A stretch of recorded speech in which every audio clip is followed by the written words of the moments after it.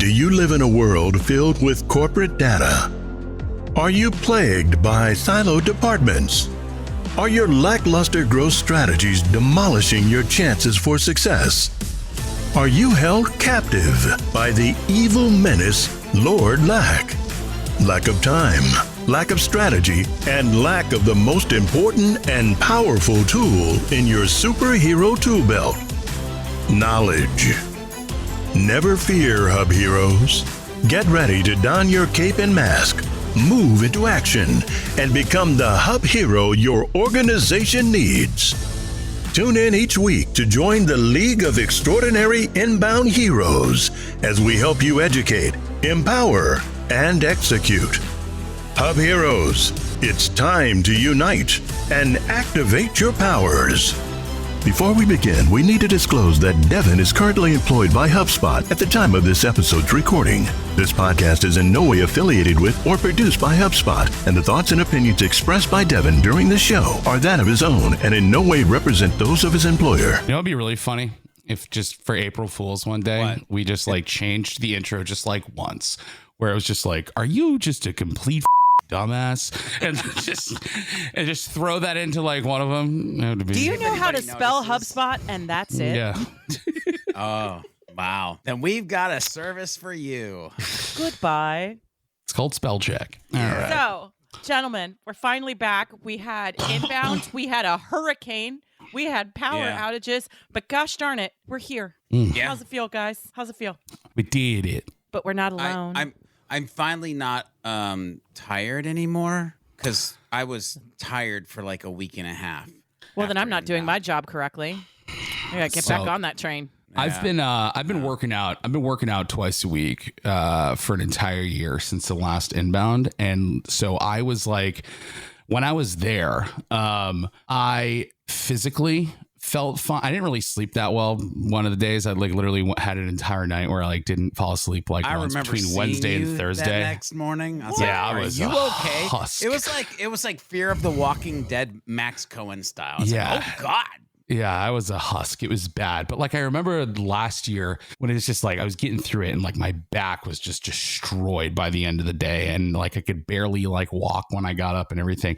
This year I was running on adrenaline the entire time, and like I was feeling great through the entire conference. That weekend after though, when I came home, it all hit me at once, and I was just I couldn't even get out of bed. It was just the whole week caught up to you, and it was so terrible. But great event. You did better than me. You did better. Hey. I made it to the plane, bro. To the plane, and just done. Yeah, out. It's brutal. Anyway. But George and Max, we're not by ourselves today. We have a friend. Yes. Friend of the pod, excited. Chad.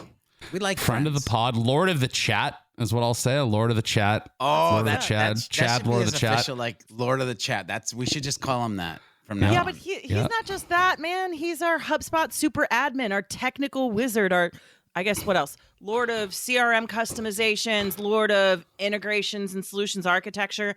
I don't know what happens, but like when we watch him like just kill it in the chat during the live audience fun stuff, I'm like, I understand 50% of what you're saying. You are so smart. I'm sort of scared a little bit, because it's like, it's not a chat. It's like a Chad.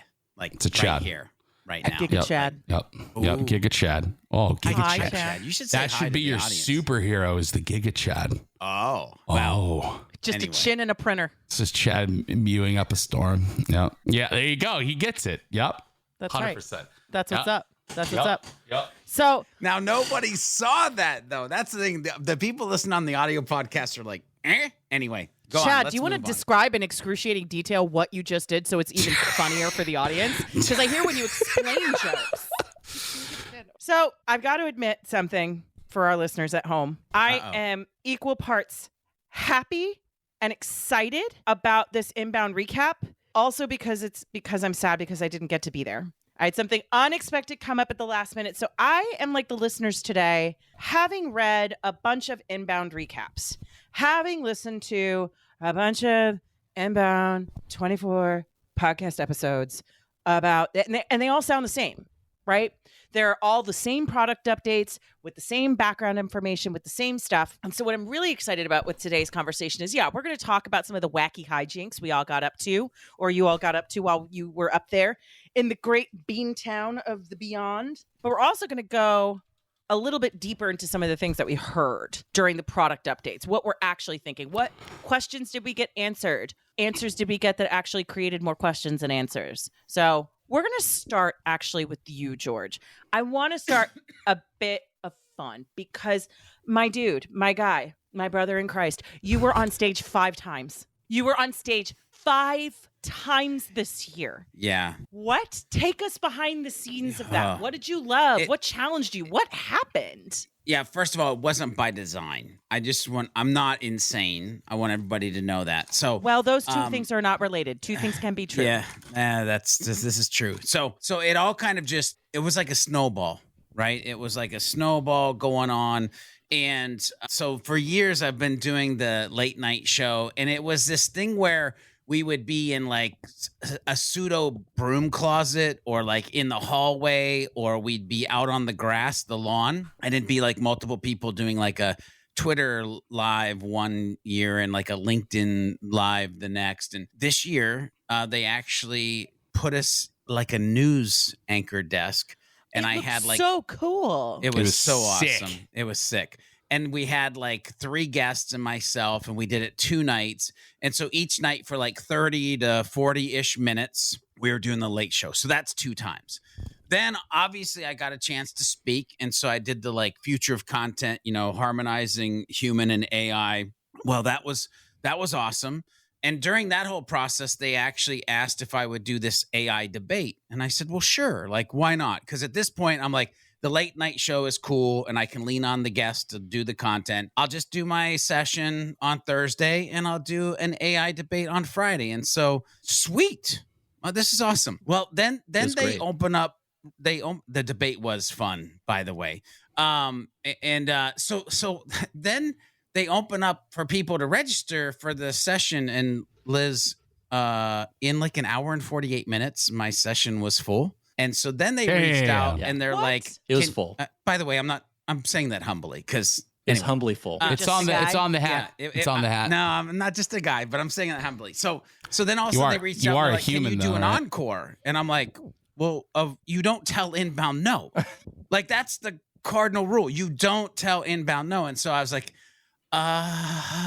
yes, I will. And so that led to Friday, which was the morning debate in the afternoon encore, and then Ryan Reynolds, and hence why I was snoring as soon as we hit the plane after a 3-hour delay. But anyway, that's not why we're here. So 5 times, it was exhilarating. I would absolutely do it again. And I learned out of it a couple things. One, I learned that you shouldn't judge yourself on how you feel your talk went. And I also learned that you have as much energy as you need until you don't need it anymore. Because I kept worrying about running out of steam along the way, but I was like, nope, feel good. And honestly, my Friday session, whoo-wee, I was on fire. Like Wall-to-wall bangers. Like, oh, man. No, he was killing it. I was at that one. Yeah, Friday was nuts. Like I had like this, okay, you're about to run out of gas, so let's go and turbo boost. And like was just cranking through the audience. Like it was a little puke and rally, as we used to call it in college. Was, yeah. Disco naps. George, you also had a little bit of a technical mishap on your first one, right? Well, the Thursday. The Thursday, thanks. Wow, Max, way to call a brother out I'm just like saying, that. you still I want to know the story, dude. It's a fun story. Here's the thing. So the first session, I didn't have any Wi-Fi, which I needed Wi-Fi because I wanted to show actual, like, Google Docs and website pages and helpful things to the humans who are trying to learn about this stuff. Things on the screen. So then when I tried to use my hotspot, okay, sweet, I got hotspot, it's working. But then all of a sudden, I couldn't show my screen if I was showing PowerPoint and going back and forth. And there was a technical issue, and I'm like, oh my God. So I just rolled with it. I just did it, but I felt bad about it. I was like, I didn't like that at all. I'll get back to that in a second. Like I was beating myself up. I like told my wife, like, I'm so frustrated right now. And so then Friday, though, I had Wi-Fi. We figured out why and how we could go back and forth. And so, and I was on fire. And I was like, and I got done and I looked at everybody and I was like, that's what I wanted on Thursday. Now, here's the funny freaking crap about me beating myself up about this is, guys, I got the information back from Inbound. And what's funny is my score, the audience, my score for Thursday, let me pull this up so I'm actually giving you the real stats, was a 4.67 out of 5 There you on go. Thursday. The one that I was pissed about, the one that I'm like, oh, that sucked. Like, I know what it wanted it to be. Encore 3.7. was 4. No, dude, screw you. 2.5. No, I just said be funny. What? My Encore was 4.73. There you So go. we're literally talking about like fractions of a percentage difference. And I was like, why was I judging myself? Like what? So that's why I say you shouldn't judge yourself in the moment on what you think you did or thought how you did, and about the energy piece. Now, the other thing, too, I want to throw out to our listeners at home is that if you did not get to see George's session, or you're like me and you didn't even make it to Inbound at all, one of the things that you did that was really cool this year, George, and I remember seeing on LinkedIn that somebody who attended your session shouted this out. Tiffany Cavane, yeah. Yeah. You created like this crazy activation content, meaning like I think we've seen a lot of people at Inbound, like they're on stage, they're like, if you go to this link, you can get stuff, and it's usually like, here's some My slides. slides. Would you like to book a demo? Here's like a really crappy one-page Google Doc checklist that is kind of whatever. But Give me money. But what's cool about it, in folks at home, it's at sidekickstrategies.com/inbound24. Going through it, you have like a video on the page. You give them 2 different massive checklists. So AI prompt checklist and an editing checklist and the presentation slides. And then you gave them a bunch of extra resources. And then you also re-recorded your session so they could just watch it. Right. Yeah. And then he dropped his OnlyFans link. It was crazy. It's wild. His only heroes link. Want to watch me implement HubSpot? Heroes gone wild. So here's the deal. What I want everybody to realize is, I recorded the entire session. So you're talking about an hour and 30 minutes of content, AI, like.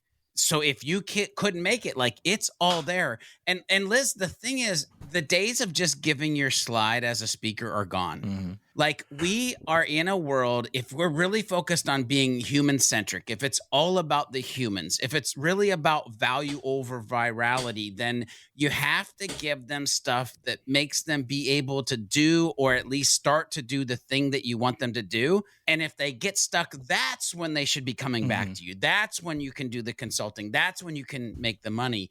And so it's like, I with help from you and the rest of the team, like, I wanted this to be 2 things: the dopest talk I ever gave at Inbound, and the like best resource and like automated email flow after the fact. And we hit it out the park on both of those. I love it.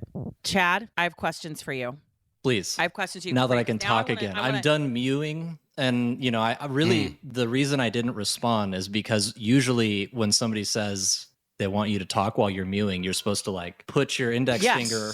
This is the description I didn't give because I was busy, right? So you put your index finger over your lips and then point at your jaw so that they can see that you're mewing. Yes, just like that, Max. Yeah. And then it, wow. That's the thing. I feel ancient right now and totally not connected to this conversation. I had no idea what it was. Go sit out on the veranda with your Davenport. Don't worry. Yeah, I had no idea what it was till I heard that like kids in school would just not respond to their teachers and just like do that. Be like, no, sorry, I'm busy mewing. I can't answer your question. That's so not it's infuriating. Sigma, George. That's so Ohio. George is on that Sigma grind set. So good. Sorry, I don't know what you're talking about. I'm too busy focusing on the humans. Wow.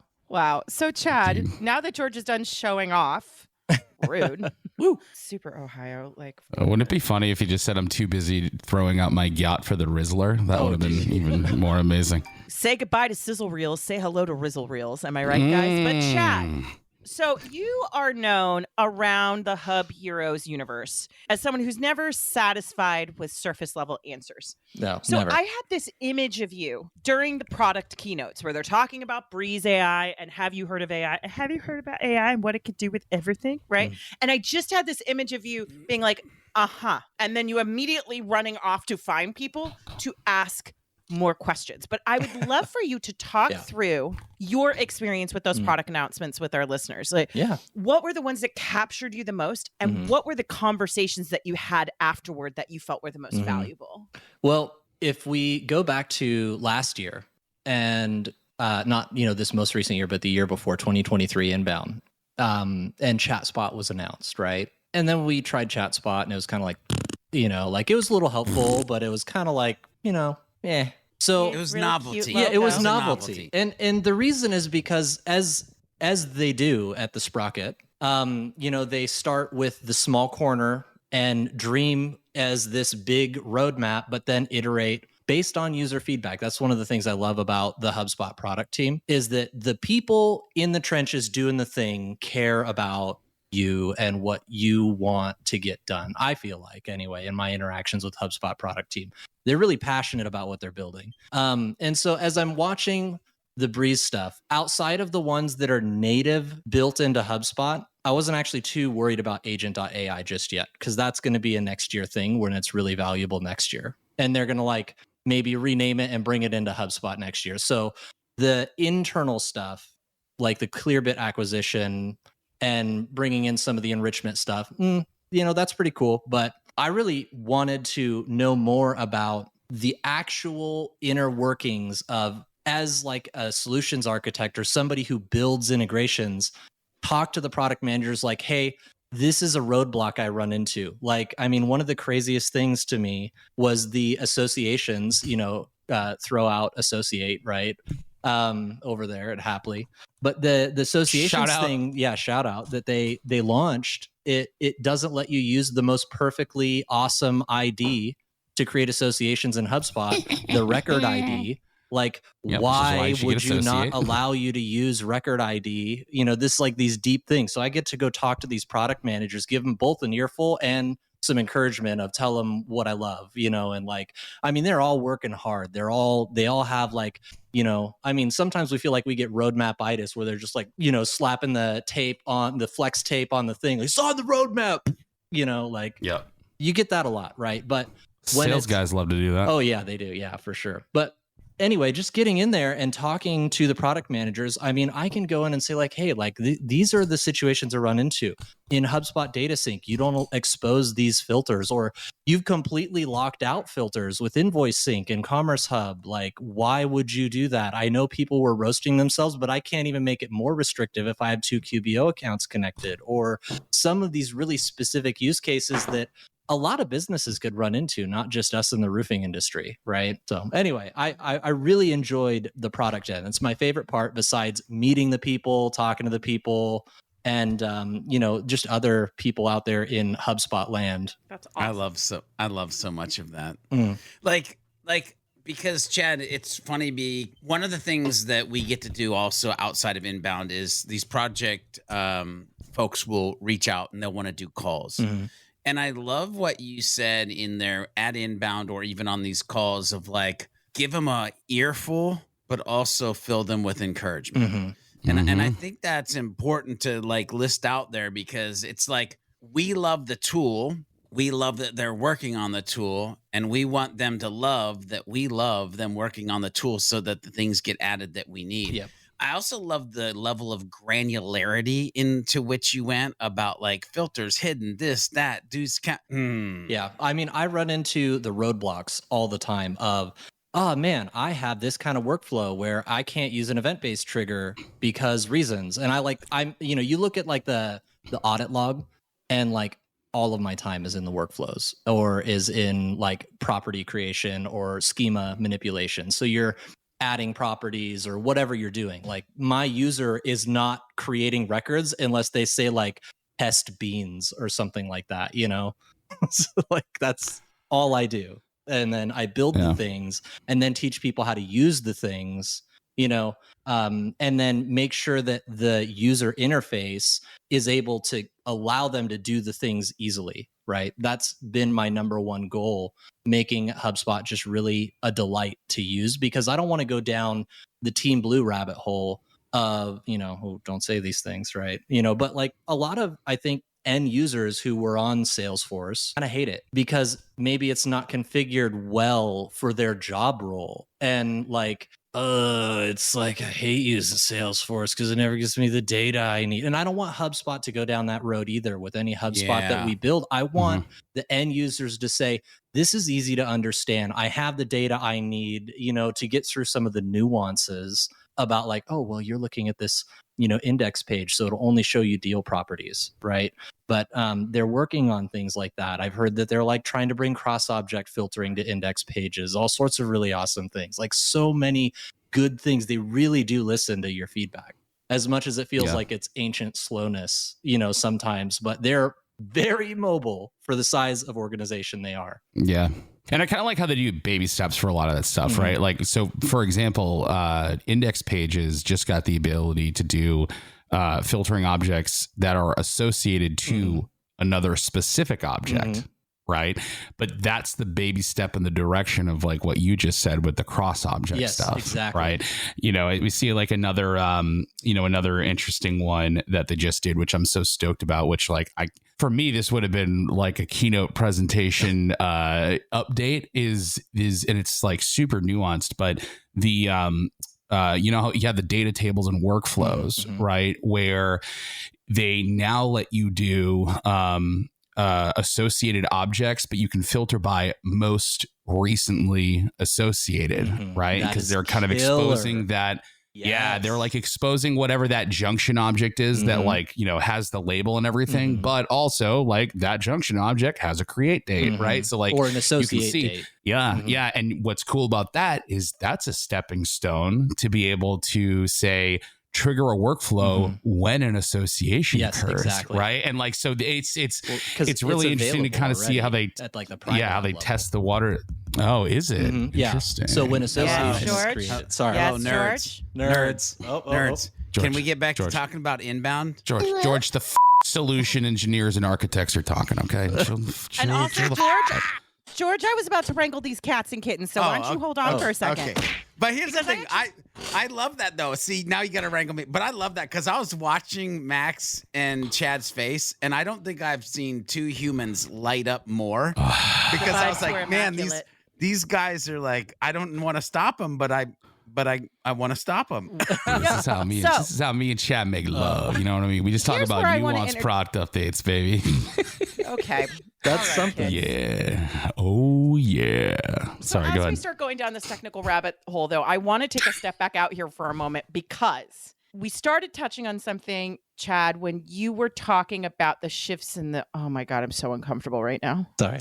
Do you know what I really love about this episode in particular? We're really playing to the audience at home. Like, this is definitely like the episode... This is the episode for radio. So I have a quick question for all of you. God. Oh yeah, sorry. What? How do we feel? How do we feel about what HubSpot is saying about who they are right now and where they want to go? It's a very serious question. What are we called right now? We're called customer platform. So we've reached customer platform arc. Yeah. So we're at customer platform, and I have to be honest with you. I love this idea of customer platform because it is less of a hop, skip, and a jump to customer experience, and just the idea of it's getting us closer to eradicating the fact that we've hubbed ourselves to death. Yeah, there's like this hub, that hub, this hub. Like no, it's a customer platform that we can create dope customer experiences. So I love that we're here, and I also love where it positioned us to go in the future. Yeah, customer platform. I like it. Like I feel like we've kind of always been that for a while. No, I feel like as soon as Service Hub got here, we've been that, right? At least wanted to be. Or at least wanted to be, or at least you could build that maybe, right? You could argue when maybe some of the more nuanced, advanced stuff around CMS came out, right? But I think it's, it is interesting, the term customer platform. I think it's what I'm really kind of like thinking about is like, all right, how long is this what it's going to be called? Because I remember we were customer data platform for a bit, or like we were getting into CDP territory, and like now we've kind of with COS. We've dropped the COS. That was funny. It's kind of a funny side story here is like the COS. I remember having to explain it to people. And they're like, well, what is a COS versus a COS? And I'm like, it's a content optimization system. And it was basically just like, it's like, yeah, it's got SEO tools built right into it so you can optimize it. And like, that was like it's like, cool. A lot of CMS platforms have SEO stuff in it. Or at least but what was really funny is we were called implementation specialists, right? ISs for like a really long time. And then as soon as the COS switched to the CMS, the implementation specialists right around that same time got their job role changed to customer onboarding specialists. And so as soon as we finally ditched COS from our vocabulary, it literally became the name of the role, which I thought was ironic and hysterical. But isn't it ironic? Don't you think it's like that? No, so yeah, I'm curious like how long this name's gonna stick. Right. And like, what's the next sort of thing we're going to kind of define ourselves as? It's exciting to think about, but it's also just, I still call it a CRM. Yeah. Because like, even if I think like, what's a customer platform? Well, it is still technically a place where you manage your customer relationship. Well, but here's the thing, like and if you look at the graphic that they have around this, like smart CRM is part of the customer platform, without a doubt. Like it's a core element or piece. And you're right, it's all the tools in one, but how insanely crazy is it to be like, I don't want to list out all the tools. I just want to be like, yeah, my customer platform is HubSpot. Mm-hmm. Well, what does it allow you to do? Well, it allows me to do anything I want for my customers because I'm focused on my customer, right? Mm-hmm. I'm not focused on the C of the R of the M. I'm just focused on the customer. I think it helps us simplify things. I thought you were going to say you were focused on the P, and I was going to giggle. Anyway, good. We're not giggling about that right now. The other thing I will say too, though, is that part of me from a messaging perspective really likes customer platform because it feels like the least buzzwordy thing we could possibly say. It is a platform and it is for your customers and it is simple. And the reason I prefer that over CRM is that whether we like it or not, from a connotation perspective, CRM is sales. We can talk without about a doubt. We could talk about it from an underpinnings perspective, a tactical, literal, on a technicality, everything is a CRM within the customer platform. But if we're talking about how this gets messaged to the public and how we talk about it with the public, a CRM, people are going to be like, oh, that's sales. That's not me. I upset Max so much he walked out. Bye. Bye. I think one of the things... I'll be right back. Keep going. Max, my next question is for you. This episode, gentlemen, what have you done? Shit, I didn't know. I'm here. You forgot your beeper. What's up, Liz? It's a little delayed. We're doing great, guys. I think the best part is that he took his mic off of his stand and he's holding it. Like it's in solidarity with Liz. It's amazing. Thanks, bud. I'm doing this cheers, for you. buddy. That's hot. All right. What's up? Yeah, that's it. Nope. So, Max, I have another question for you. This is not meant in any way to attack you. Oh. But you're about to attack me. Did you make any? I love questions that start like the thing that I'm not trying to do is the thing that I'm about to do. Anyway. You don't have any of those from me, George, ever. And never. Never. So, Max, hi. This is an empowering, uplifting question. Yes. Did you make any new friends this year as the chief evangelist of Happily at Inbound? And did you say their names correctly? Oh, you mean Tony? Tony didn't come back this year, and I wonder why. I knew this is where she was going, brother. I knew this is where she was going. Brother. We did not have a Tony this year, brother. I feel like I made a lot of new friends. I was literally at the booth from 8 in the morning till 6 o'clock at night, having the same conversation over and over and over and over and over and over and over and over and over again. And it was delightful. It brought me life. It was fantastic. Also got to spend a ton of time with Chad, which was sick. Yeah. And then Chad and Trent over at RBP. I feel like Trent was showing up everywhere. It was insane. It was awesome. I got to see you guys a whole bunch. And then like right when I was about to leave, I was in the bathroom at the Omni. Trent walks out of one of the stalls. I'm like, you're everywhere, Trent. I loved Trent. He was awesome. Yeah, he is awesome. Shout out Trent. Probably one of my favorite friends I made at Inbound. Watch, his name is Bob. Yeah, his name is Trent. Man, if it wasn't Trent, I would have been. He's gonna go. Anyway, he's gonna be on Reddit. So this popsicle guy. Yeah, This big popsicle guy. Yeah, a lot of new friends, which is really cool. And it's just like, it's so great to see everybody in real life. Yeah. Got to meet Justin for the first time over an Image in a Box. That was super cool to sit down with you guys. Me and Kyle obviously hang out every week. So I've seen Kyle. He's old news. Wait, Chad, was that the first time we got to hang out? In person, yeah. I mean, I think my favorite in person. part... We didn't see each other last year? No, well, I don't think so. I saw Jonathan from your team last year, but I didn't ever see you. And I think my favorite part about meeting Max in person, and we'll have to do this, is like he's kind of does one of these, like, he's just really large, like in charge, right, of the car, and he just like starts eating, like gets in your face, and then you back up, and he just keeps getting in your and just get right up in you, and then like I told you to exert dominance in your greetings, Max. Yeah. It's very like intentional. Just try to alpha. Yeah. Try to alpha the conversation without being an alpha because I'm not toxic. He's like I'm gonna break your hand when I shake your hand church guy that you meet every now and then. Yeah. It's one of those like I only see you from afar, and I need to be as close to you as humanly possible to know that you're real. And I get right up in there. I'm accessible yet aggressive. Chad's essence. I became very one with his essence. Also, Yeah, you could say my vibe merged with his essence. It was insane. With the meetings product manager that I brought over also. he became one. Absolutely. I brought over Melissa, and then Trent placed his bag on the ground and intentionally did not move just because I told him about this ahead of time. And he was like, just going to test it. And then Trent's sitting here like this way. And then Max's and Melissa are like moving around the corner, like walking away. And Trent eventually doing a dance around the bag, rotates his bag so he could still be a part of this conversation. Guys, I think we did it. We did it. We achieved my goal of having an Inbound recap episode like nobody else on this planet has. George, how do you feel over there? Nobody will ever have this conversation. Hold on, and I have to give an apology. Hold on, I have to give an apology to Austin. To Austin from GeoMapper. No, not this one. I'll have to apologize to San Francisco next year. We're gonna go nuts. Man, I can't wait. Just like send a pre-apology letter. Just mail it. Yeah. You think San Francisco's bad now? I haven't got there yet. No, but I saw Austin Birch from GeoMapper and Org Chart Hub. Dan and Austin. I don't know if you guys they make pretty legendary apps.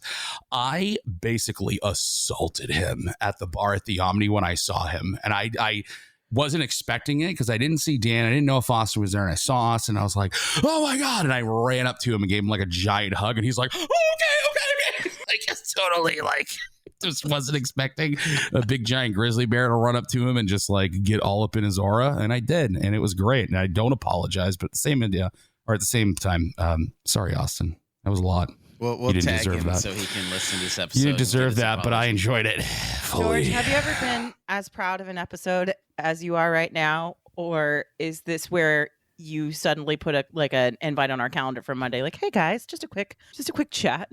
So gonna chat about that. So let's talk. No. Here's the thing. Like, a master at content realizes that they just let the content become what it's supposed to be. Yeah. And so I'm very comfortable with the conversations we're having because somebody is either already tuned out or they're here laughing their butt off. And so this episode is for you, laughing your butt off, guy or gal. Yeah. This episode's for you. There you go. Yeah, I mean, me and Chad tried to talk about some cool product stuff earlier, but we got the little tap. And then Inbound Dad said no. Yeah. I'm sorry. Yeah. We went down the crazy train a little bit. Which, you asked for it. By the way, the fact that nobody's talking about that HubSpot launched YouTube publishing support at Inbound. Yeah. Mm-hmm. I mean, is it still enterprise locked? Yep, it's enterprise. MHE. Yeah, but they can do reels. I'm with you on that. But at least it's there because I always thought it should be there. So that's anyway. Yeah, it but should it's not be there, something but that like people can most people can't play with it. yeah, the thing is like a YouTube channel is one of the best ways to grow your business when you're first starting, not when you're an enterprise company. Like it just doesn't make sense that it's stuck in enterprise. It's crazy to me. Hopefully they'll switch it. Bring But it at least down. it's there to be able to switch it. There is a lot of things that that to me are justified to be an enterprise, like especially if it has something to do with scaling something up, right? Like you see a lot of the side. Yeah, like exactly. But like YouTube analytics sitting in enterprise makes no sense at all. I'm sorry. I've said that for years. So yeah, but it's hopefully so dumb. publishing and analytics will come down. Well, you know what they brought down to Pro, which I'm so stoked on, is Ops Hub Pro data sets that are custom. True. Bro, that's a $2,800 feature that got dropped down to $800 bucks. Yes. Yep. And they added in the enterprise, they added a bunch of different connectors instead of just Snowflake Exactly. too, like So you got AWS and some Big other Look, shit. Yeah. Google Big Look or whatever. Look at the nerds. They're so There they go again. I'm so proud. So proud. Like All right, data sets. George, Yeah. one word review of Inbound this year. Oh, one word. Oh my god. You can tell me why, but you got to tell me what the word is first. Max and Chad, you can't say chuckleheads, you're up humans. next. You can't say humans. That's the one rule. Humans would be like an easy go-to. I'm trying to bleep out humans. One word for Inbound 2024. Gosh, I hope so. The word that pops to my brain is exhilarating because I've seen things that I've never seen before. I was able to do things that I haven't done before. And there was just this, like, I'll call it this level of freedom that I have never had mentally at Inbound either. Like, I just feel like if anybody was with me, hung around with me, saw me, they were getting a different version of like George, a new version of George. Like, listen, I've had a chance to sit and watch a couple times now the interview that I did with Max at the Happily booth around Event Happily, and I'm like, that guy right there. We ate. That guy right there. Like, so it was just exhilarating. You know what? Can I piggyback on that question, George? How was Jorge's first Inbound? Oh, guys. Did he He's gonna give be you writing about did he it give you a next week. score? Yeah, Did he give you a score? There's gonna be an article, but I'm gonna sum it up in this way. When Inbound was over, which by the way, my dude got a chance to get a picture with Brian Halligan. Stop My dude got a chance to get a picture with Marcus Sheridan. And one of the first things he wanted to do, he's like, dude, I got to get a picture with George B. Thomas. And I'm like, bro, what are you talking about? But okay, we can do a selfie. So he sent these photos to his dad, and his dad literally was like just beside himself that his son was standing with these humans. But we got to the end of Inbound, and I said, Jorge, now that you've been at Inbound, like, what's your next big dream? And he said to me, guys, he said, oh, no, George, I don't think you understand. Because I've been to Inbound, I believe I can dream. Jorge is the best. Dude, my wife and I, we looked at each other. We tried not to cry in our food. Like, I was like, oh, this is so amazing. And then he probably said something like, sure, no problem. Absolutely. Yep, no problem. Yep, no problem. Yeah, exactly. I love that needs to be on a shirt. Yeah, no problem. Now, Max, I you have love to him. follow that, by the way. Oh, yeah. What was the question? One word? Inbound in one word, brother. Inbound in one word. Brother. Let's go, Yeah, brother. Validating. I'll say why. So we launched Quote Happily right before Inbound, right? And, this is something that we been building for a while. And a lot of it was really based on, I hear that mic bouncing around, Liz, so loud.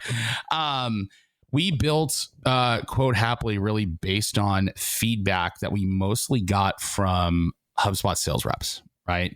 And the questions we were constantly asking those guys is like, hey, we want to build this quoting product. Like, what is losing you deals to other CRMs when it comes to the CPQ stuff, right? And it was mostly price books. But it was also just like, quoting's called in the Wild West. Like, you can do whatever you want. Like, you can't lock it down. You can't stop people from making dumb decisions and all that kind of stuff, and approvals, right? And so we kept hearing that over and over and over and over again. So we're like, cool, let's build it. And so we built it. and we shopped it around, and we told partners about it, like all this stuff. But then to like bring it to inbound and hearing other people that aren't just HubSpotters, right, be like, oh yeah, that is what we need. We were like, good. like good. It's good to hear other people going, oh yes, that is a big need, right? So that felt really good. The other side of the validating piece is like, I fought really hard with Event Happily to like get the whole trade show lead capture stuff going, right? And you know, because originally that's not what it was built for. It was more so built for like, you're hosting an event, you're doing this, you're doing that. And I probably had 100 conversations around Event Happily, and every single person was like, yeah, we go to a lot of trade shows. Yeah, it sucks. Oh my God, where was this the past 60 shows we went to, all that kind of stuff. And I was just like, yes, I knew there was a reason I was super, super freaking annoying about this. You know what I mean? So it's just like, it's great, especially when you're an app partner, just to like get your stuff in front of like HubSpot users that like know HubSpot, have these problems, and they see what you built and they go, damn, that's awesome. Like, it's one thing to like know the problem and build it and be like, yeah, we solved it. But then to have other people just be like, whoa, I see it and I get it now. And like, yes, that's genuinely helpful for like a situation we're in. It feels really good to kind of get that real world confirmation that we didn't spend a bunch of time going in the wrong direction. You know what I mean? So that was awesome. Well, imagine a world, by the way, because as you're talking, I'm like, I can't wait to hear this story when this happens. Imagine a world where somebody has to buy HubSpot because they want to use Event Happily. Yeah, it's happened. It's happening, right? And like that's a cool feeling. Yeah. So for me, I think the word would be product, just because I'm all about how the product works and the updates to the product, and they dropped some just awesome fire updates. Bangers. Yeah, like enhanced webhook support for pretty much every object type in both private and public apps. Amazing. Meetings. There's a super private beta. I think it's probably coming out soon that you can like have custom properties on meetings. Super sick, right? Because you can like tie IDs to meetings in HubSpot and link systems together more appropriately, like a real traditional database. They did, app cards, being able to create custom like UI extension style app cards for public apps, so you can put things in the middle column.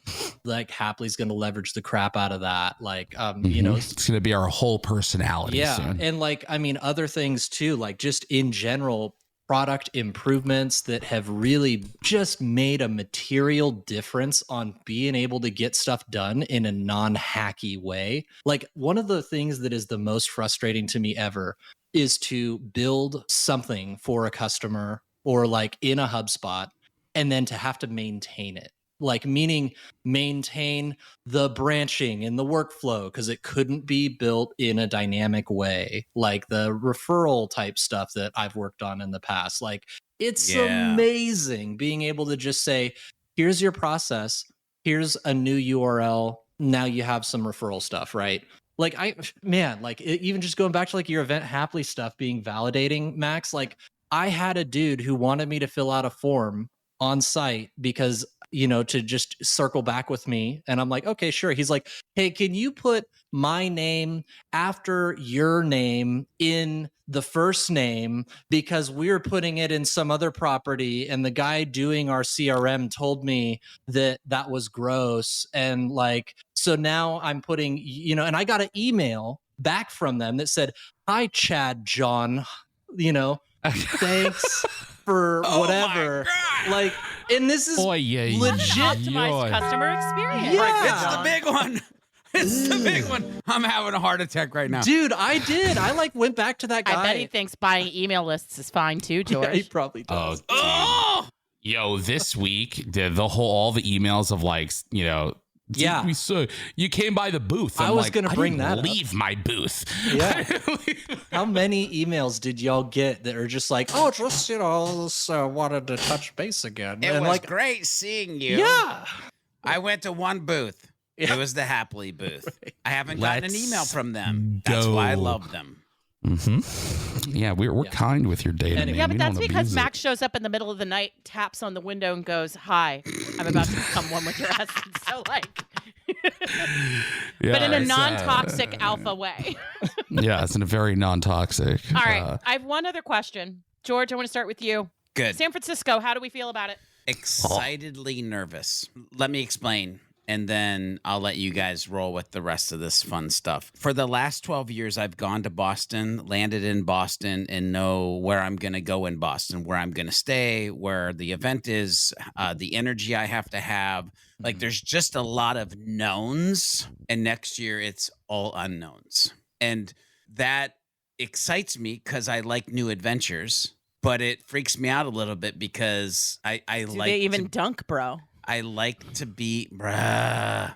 I like to be in my element a little bit. And for 12 years you get in your element. Anyway, that's my thoughts. I just want to say, did we not just have episodes of where I said I am ready for Inbound to be somewhere else? And I'm finally getting my wish. Not sure if San Francisco was at the top of my list because now I have to lose a bunch of weight this year to fit into a plane seat, but at least I have a little bit of motivation now. We lost George. Oh my goodness. He's a very important individual with very important meetings. Got it. He's got a lot of important meetings. I'm beyond excited to be somewhere else besides the BCEC. Here's what I'm not so thrilled about. The day I've got to fly out there is the first day of school, which is inconvenient as but we're going to make it happen. It's going to be okay. We got a year to plan for it. But not only are my kids going to school, two separate schools at that, my wife is an 8th grade English teacher, and it's the first day of school for her too. So that'll do it. Feeling it, you know what I mean? But we'll plan ahead. But that's the one thing that made me kind of bummed about it. But I am just stoked to get out of the BCEC, even if it's just for 1 year, and get it somewhere else. I've been saying this forever. Yeah, let's get a San Francisco fishbowl. That's what I want. Chad? I think, I only have had 3 inbounds, and one I was temp staff going back to like my wife working and actually like helping run the event planning, not with like working for HubSpot, but she's one of the contractors they hire. I was one of the staff 1 year. So, 3 years isn't enough for me to be sick of it yet. Oh my God, I love that so much. You have no idea. My feelings about it is this. I was talking to Chad about this earlier. I'm excited, but I also finally, for the first time, get to see where I was born because I'm technically a native Californian. California. Nice. California, go down the 405, yeah. right? I just gotta hit the 204 and just like smack up to the 3 and just sorry. Out of a whole family of native Washingtonians, I'm the only one born in Oakland, funny California. when you say Washingtonian, I'm from Washington State, and that's what we called ourselves. Well, it's Washington State, Washington D.C. It's not the same thing, but it's the same term. My dad's family's from D.C.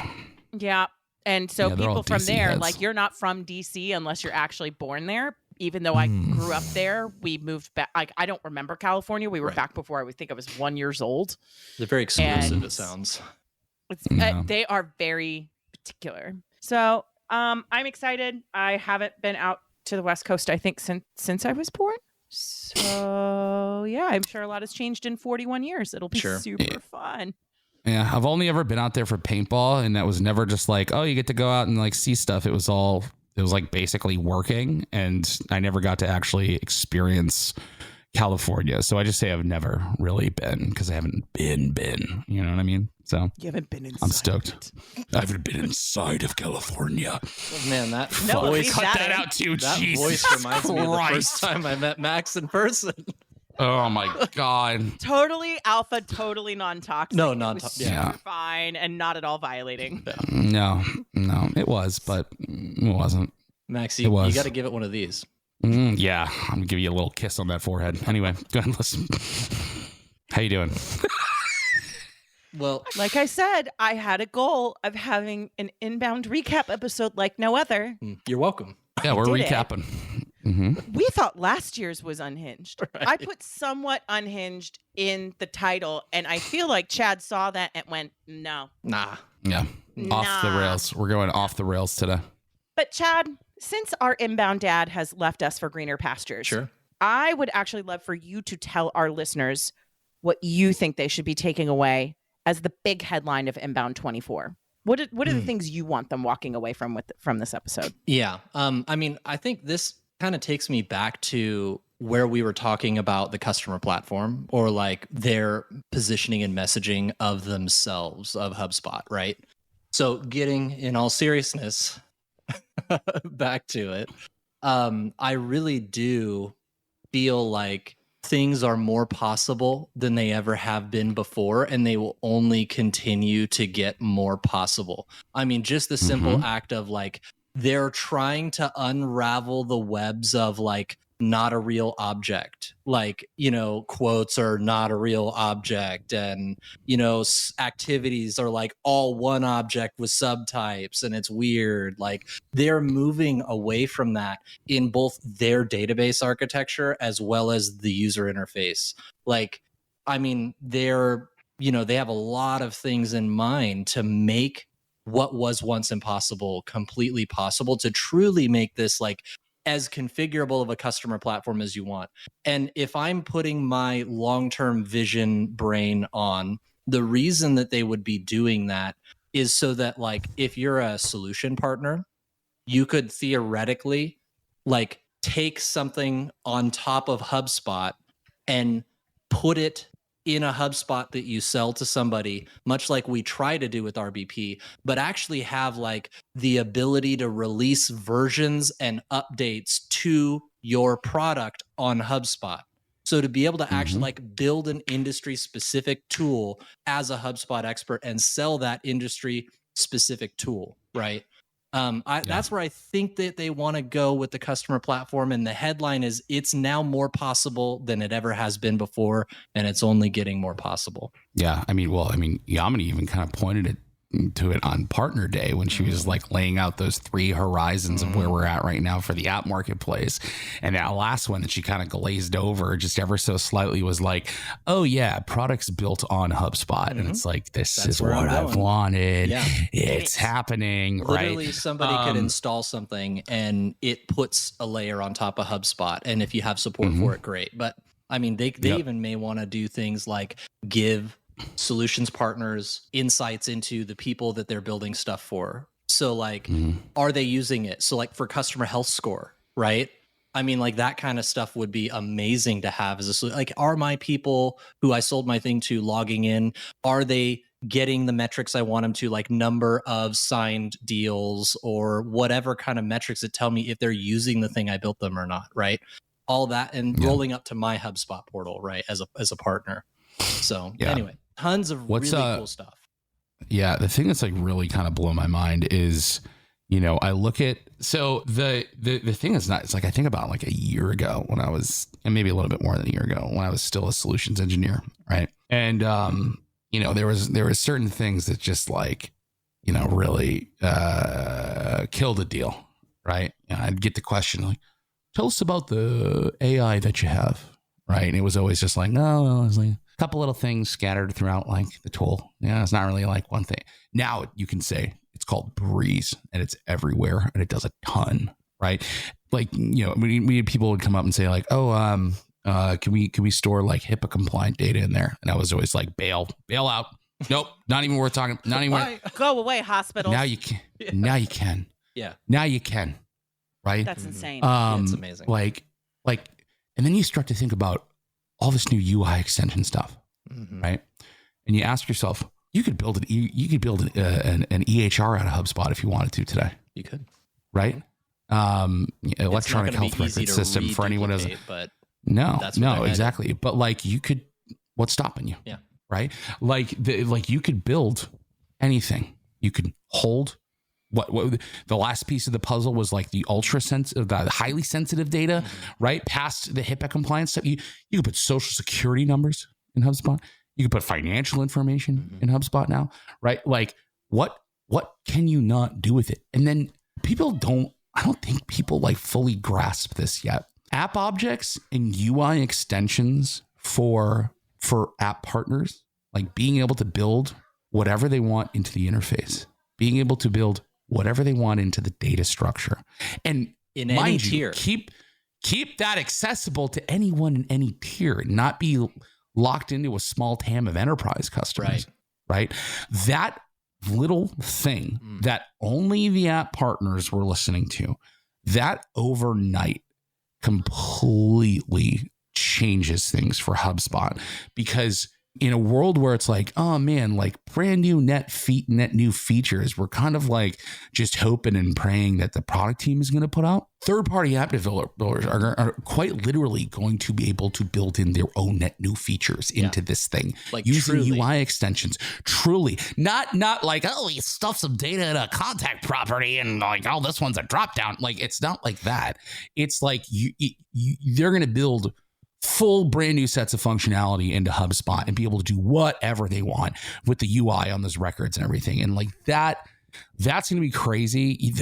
What's really going to be, I think, so I said this thing at the late night with George and friends, like whatever, where I was just like, man, I gotta tell you, I don't even know. Like I can't, like usually like inbound to inbound, I can kind of be like, okay, so I think they'll probably do this next year, given what they did this year. I'm still kind of in this phase where I'm just like, I honestly have no idea now. Like after what we saw and like the rate at which like AI, gets better and where Breeze is at as a product and all the new stuff they have, like just imagine that in a year, what it's going to be doing. Right. I can't even think about it. Right. What's going to be, but I've been trying to think, I'm like, okay, UI extensions are here. App objects are going to be a thing. What's the next thing? What's the next thing for app partners? And I was kind of just like, I mean, it feels like it's the edge. It feels like we kind of have everything we got. But then I was like, wait a minute. The next sort of horizon for the app development, yeah, true. But also nerds doing stuff outside. Hold on. Doing stuff outside of records. Yeah. Right. You know what I mean? So like where else can we inject functionality? Is it into certain marketing tools? Is it this? Is it that? That's going to be really interesting to see how they approach that stuff. But sorry, Liz, we don't know how to end the recording, so I'm blabbering on. Max, you told us to stay above 55. Max, is that your one thing you want people to remember from INBOUND24? It's the one thing I remember from INBOUND24. So a multi-hyphenate run-on sentence. Yes. I was. I think I was. The kids say I was cooking is what that is. I was cooking. Left. So, No crumbs. no, let me cook. Crumbs. We And ate. with that, we out. Okay, Hub Heroes, we've reached the end of another episode. Will Lord Lack continue to loom over the community, or will we be able to defeat him in the next episode of the Hub Heroes Podcast? Make sure you tune in and find out in the next episode. Make sure you head over to thehubheroes.com to get the latest episodes and become part of the League of Heroes. FYI, if you're part of the League of Heroes, you'll get the show notes right in your inbox, and they come with some hidden power-up potential as well. Make sure you share this podcast with a friend, leave a review if you like what you're listening to, and use the hashtag HubHeroes Podcast on any of the socials and let us know what strategy conversation you'd like to listen into next. Until next time, when we meet and combine our forces, remember to be a happy, helpful, humble human, and of course, always be looking for a way to be